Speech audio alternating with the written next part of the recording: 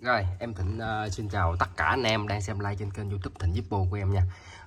Hôm nay em lên cho anh em hàng mồi thuốc và hàng sưu tầm nha anh em. Lô hôm nay gồm có 10 cây ha. Quy tắc giao dịch bên em là nhận đặt cọc đơn hàng nha anh em.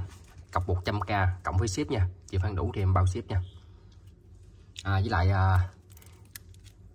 cho em xin 1 phút để mà em tâm sự một tí nha anh em nha. Riêng về những mặt hàng Zippo bên kênh em bán thì nói chung là em đã đưa ra một cái mức giá tốt nhất có thể cho anh em rồi. Em không thể nào mà em bớt được nha anh em. Nói chung là anh em cũng có quyền trả giá nhưng mà riêng em không có quạo đâu, em không có cọc cằn đâu. Nói chung là mình có quyền trả giá mà anh em. Nhưng mà vấn đề ở đây là em nói thẳng với like luôn nha, là em bán cứ đúng giá thì lụm nha anh em, đúng giá thì liệt dứt thôi, còn em cứ không thể bớt được nha anh em, tại em lời mèo lắm, em lời ít lắm. Nhưng mà được cái là em quan trọng cái cách bán hàng của em đó là em chỉ cần đi đơn nhiều thôi đó, tại vì số lượng đi số lượng thì nó bù qua cái tiền lời nó ít, tiền lời nó ít tí, nhưng mà bù qua cái số lượng nó nhiều là ok rồi anh em ha. Chứ em cũng cân cái giá hợp lý cho anh em rồi. Trước đầu tiên em muốn bán một cái mặt hàng, ví dụ như một cây Zippo mồi thuốc gì ha. Đầu tiên thì em muốn bán cái mức giá ở bên kênh của em thì trước đó là em đi tham khảo giá thị trường đó, tham khảo hết giá thị trường để mà em đưa ra một mức giá hợp lý nhất cho cái kênh của em bán ra đó, kèm theo là chế độ bảo hành nó cho anh em đầy đủ khi nhận hàng. Còn vấn đề mà anh em nhận hàng nếu mà không có đúng mô tả hay sao đó, kêu điện thoại trực tiếp cho em, hoàn về cho em và tiền em sẽ trả đủ cho anh em đó. Cái cách bán hàng của em là như vậy. Còn cái chuyện giá cả thì em cũng nói rồi nha anh em. Nói chung là mít làm trước đặng làm sau nha anh em. Anh em ủng hộ em là em rất là mừng, nhưng mà anh em đừng tiếc vài chục ngàn với thằng em này, tội nghiệp nó lắm. Nó lời mèo lắm anh em ơi, là rất là mèo. Nhưng mà được cái đi số lượng nhiều thôi nè. Đây, ngày nào cũng cả đống gì nè, là mừng rồi anh em. Được đi hàng, được đi nhiều hàng như vậy là mừng rồi đó, ngày nào cũng như vậy hết trơn á đó. Vấn đề là em lời ít nhưng mà em đi số lượng nhiều. Cây là 50, chục cây 500 đó, 20 cây thì em thấy em lời 1 triệu rồi đó, đúng không? Rồi em không có vòng vo nữa, giờ em đi vô phần mô tả nha anh em. Bây giờ em lên mẫu số 1 trước, em đi từ thấp tới cao nha anh em. Em có cây 2007 nè, cái này nó bị ẩn ra do cái búa nó vô sâu quá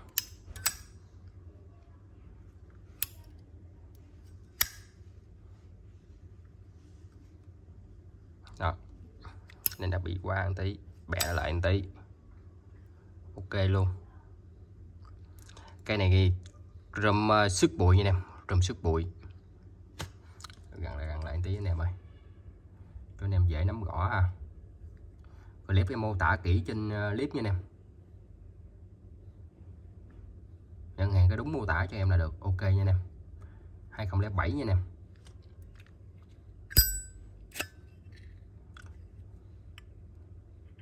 Vỏ cục chung 2007 ha. Tổng thể là nguyên zin. Tổng thể nguyên zin, chưa sửa chữa thay thế.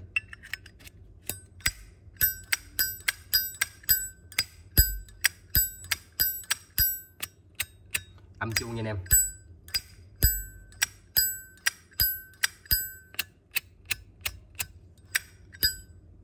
Nguyên zin nha anh em.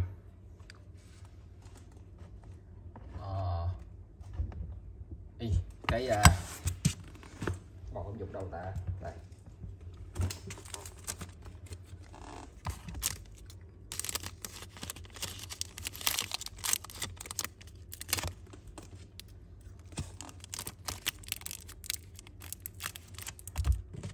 Rồi em lên mẫu số 1. Mẫu số 1 em lên em bán cho anh em một giá là gọi là 320.000 đó, 320 âm chuông nha anh em. Tổng thể đẹp ok. Đề sau 2007 nha. Rồi mẫu số 2. Mẫu số 2 em tiếp em lên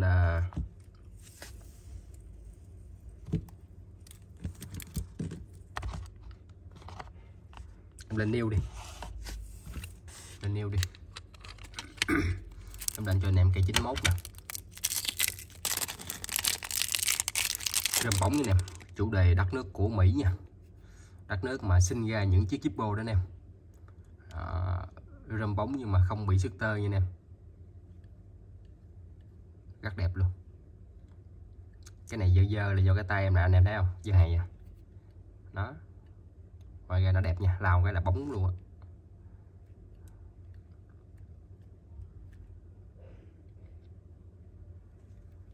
Một 1991 tán xanh lè luôn ha. Niêu hoàn hảo. Trăm độ đẹp thì nó khỏi bàn vụ độ đẹp rồi. Ô, vỏ gục trùng luôn nè. Thường 5 giai đoạn này thì nó mờ, nhưng mà này thấy nè, gật gỡ cho anh em.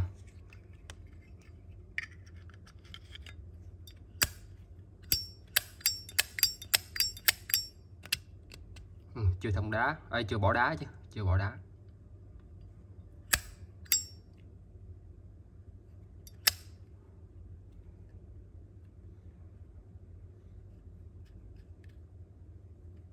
Cái này đẹp, hàng sưu tầm, new, chưa bỏ đá, kẹt đá luôn.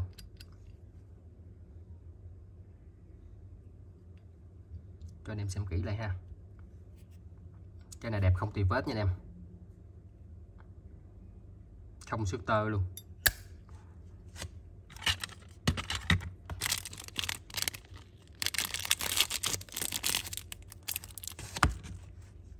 Số 2 850 nha anh em.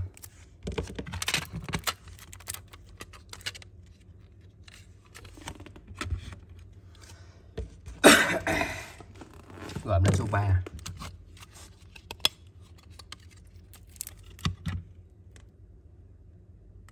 Đẹp quá đẹp luôn.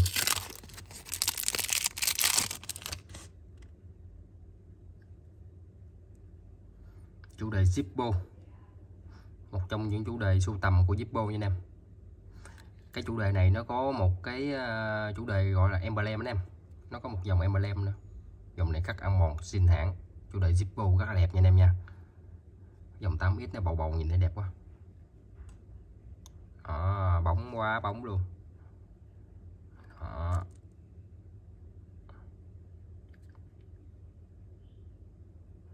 1989.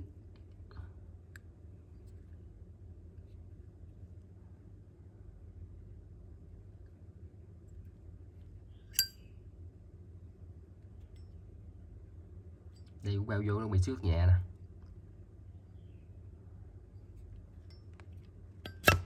Không đáng kể nha anh em. 89 vỏ gục chung.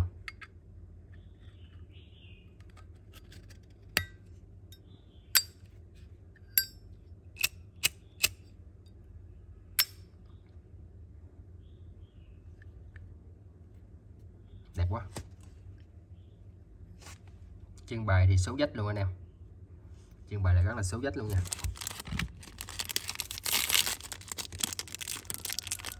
Anh em tiện tay nhấn cái nút like dưới cho em, xin lượt like nha anh em nha. Cảm ơn anh em nhiều. Nút like dưới anh em nhấn dùm em cái nút like ủng hộ em nha. Cảm ơn anh em rất là nhiều. Cái này số 3 950 nha anh em. Với chữ hơi xấu nha anh em. 950 ngàn 89 nha anh em.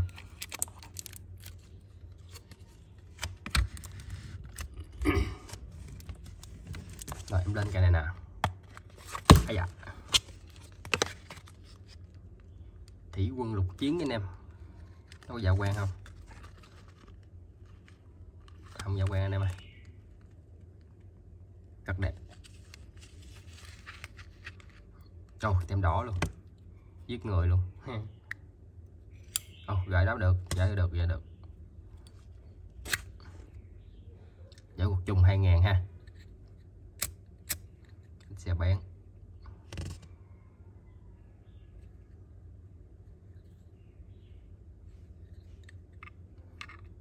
Móc khóa zin hãng nha nè. Cái này rất là hiếm luôn, ít có gặp lắm. Lấy tiền này chủ đề này nè.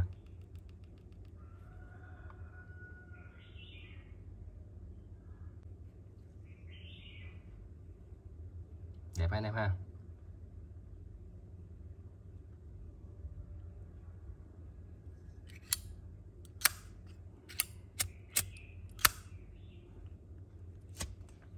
Rồi, cái này em giao lưu với anh em. Cái này đựng dừa không ta?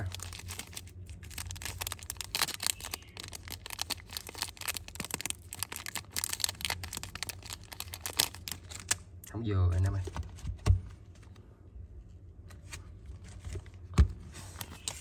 Anh em nào chơi dòng quân đội thì dứt cái này về đội của mình. Mũ số 1, 2, 3, mũ số 4 950 nha anh em.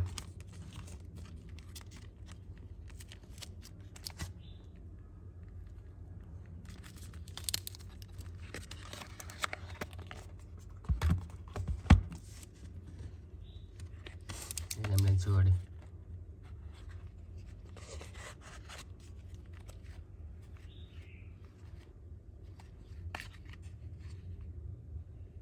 Chín 74 à, 74 không ta?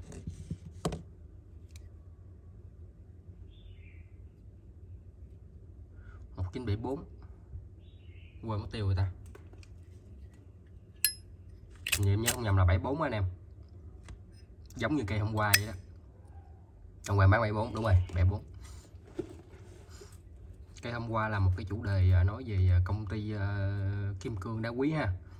Cây hôm nay thì nó nói về một cái ngân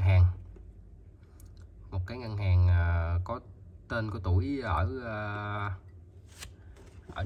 nước Mỹ anh em.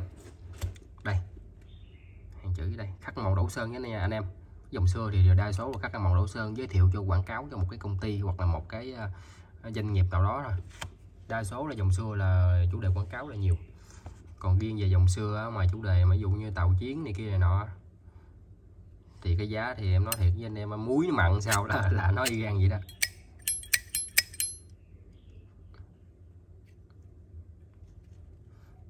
Cây 4-5 triệu không.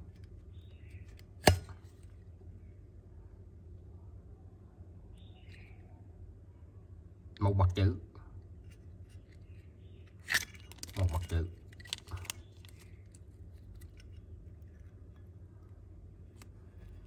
74 là nó là giai đoạn một mặt chữ nha anh em, qua 76 mới là hai mặt chữ.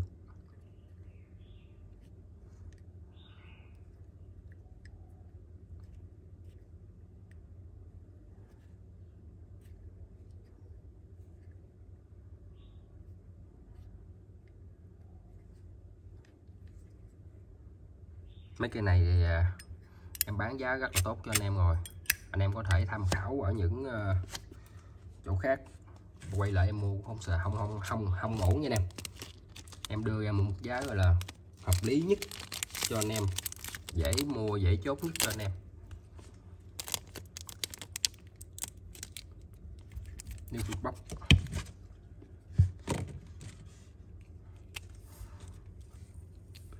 mẫu số 1, 2, 3, 4, mẫu số 5.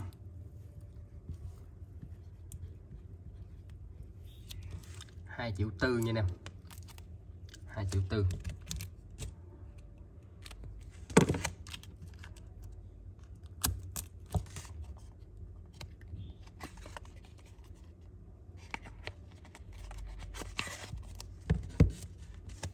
Rồi em lên mẫu số 6.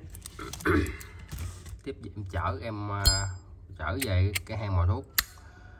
Cái này là đều sản xuất 2016. Brad nha anh em. Dòng Brad màu thuốc. Cái này qua sử dụng rồi nha anh em. Cái này là đồng xả nha anh em. Vỏ cục trùng 2016.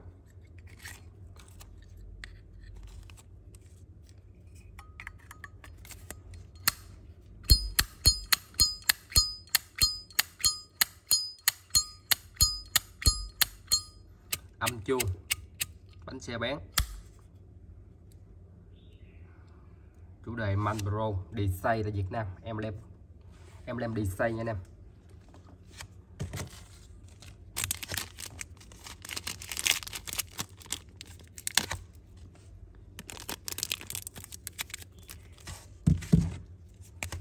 Số 6 370 nha nè.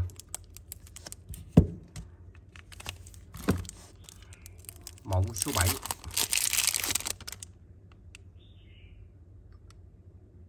Cây này có cái dòng zin của nó, dòng zin của La Mã hay sao. Giá thì trên 5 triệu rồi. Em chơi không nổi, em lấy gì không nổi, lấy về nổi nhưng mà bán chậm á anh em, vốn em ít nữa nên là không dám lấy hàng cao tiền về, lấy 2-3 triệu, 3 triệu cho đổ lại thôi, không dám lấy cao. Rồi cái này bánh thai nha anh em, tình trạng qua sử dụng và rạch xả luôn, em làm design cái này đẹp hơn.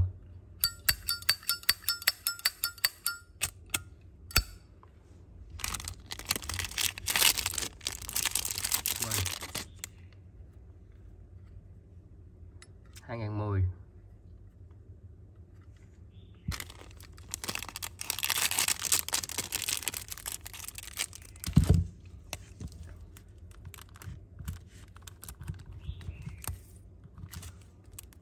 Bốn trăm nha anh em, một số 7 400. Rồi một số 8 phải không ta? 1 2 3 4 5 6 7 8 9 10 đúng rồi. Cái này cây 76. Ba trái ba phải ha, ba trái phải là 76, bà rạch xả nha anh em. Gõ búa tại Việt Nam nha anh em. Không phải zin đâu nha anh em. Gõ búa tại Việt Nam. Đầm xả 76.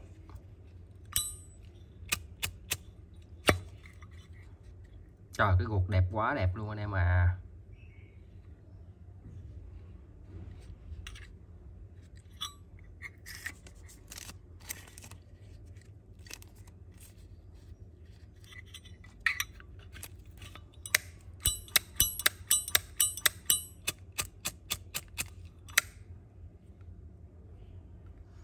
Guộc này giá trị cũng 700.000 rồi.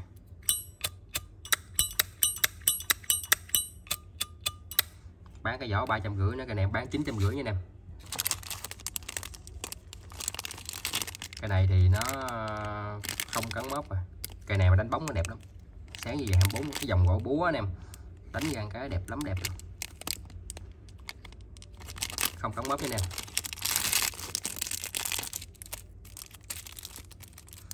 Giờ mình tính giá trị guộc đi. Guộc 700, vỏ 350, 950. Mẫu số 8 950.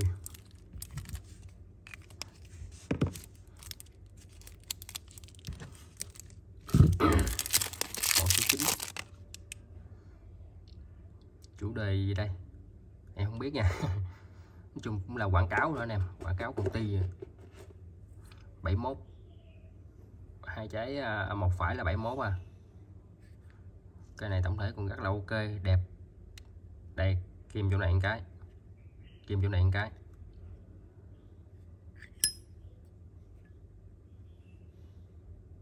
Tim bạc bột. Guộc rất là đẹp luôn anh em. Tổng thể nguyên zin nha anh em.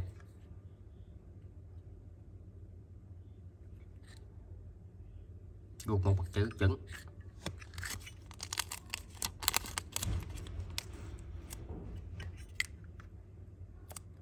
Tổng thể nguyên zin nha anh em.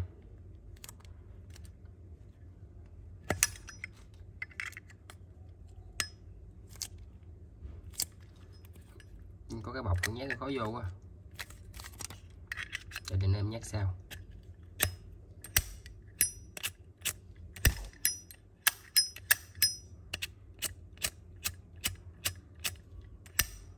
Này nói em bóp lại vậy này cho anh em.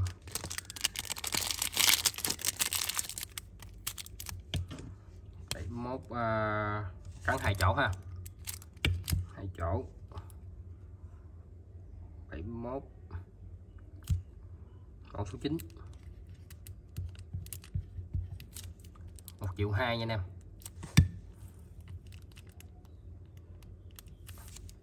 1,2 triệu.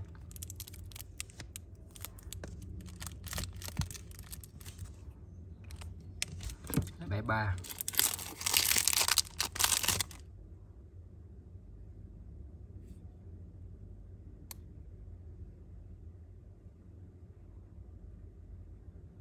Cái này đẹp hơn.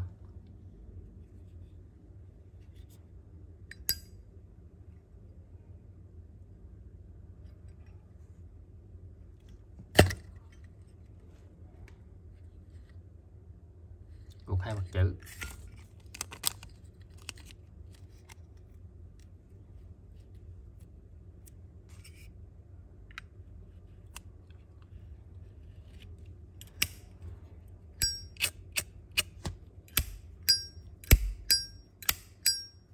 Ủa 7 có bỏ lộn guộc không ta? Mà cái này phải 573 không ta? Đứng chạm đi em mà coi lại cái bảng của chương. Em là em mù của chương đó.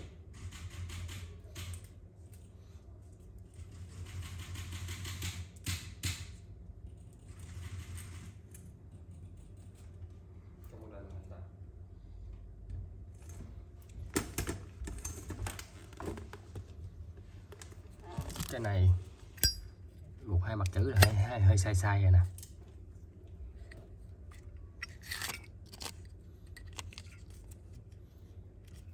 Thôi em bỏ lại đi.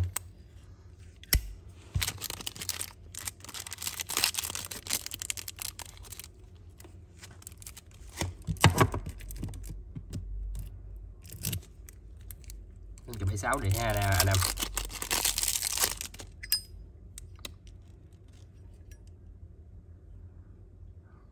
Sáu, 3 trái 3 phải.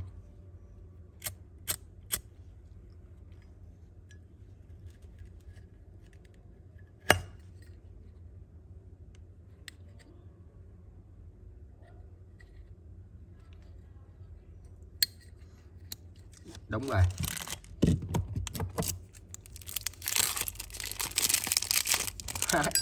Em ngáo luôn anh em ơi. Đây. Một mặt chữ đúc qua cây 73 này nè. Một mặt chữ đúc qua cây 73 này nè.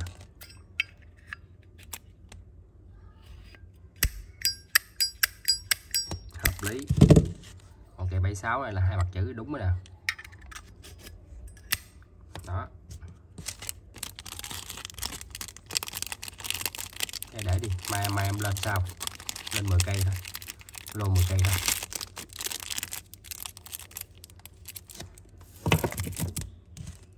Rồi, cái này đúng guộc nha anh em. Một mặt chữ.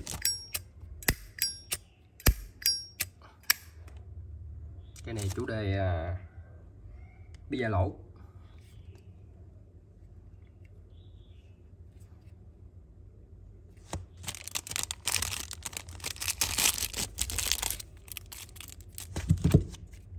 Mẫu số 10.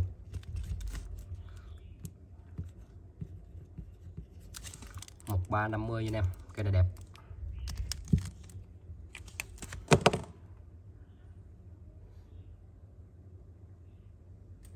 Rồi em xin kết thúc video ở đây nha. Cảm ơn em đã theo dõi clip hết clip. Cần kỳ nào cứ việc nhắn cho em nha anh em. Chúc anh em có một buổi tối đầu tuần an lành ấm áp, hạnh phúc bên gia đình nha. Cảm ơn em đã luôn luôn ủng hộ em. Hẹn anh em ở clip tiếp theo nha anh em. Bye bye anh em.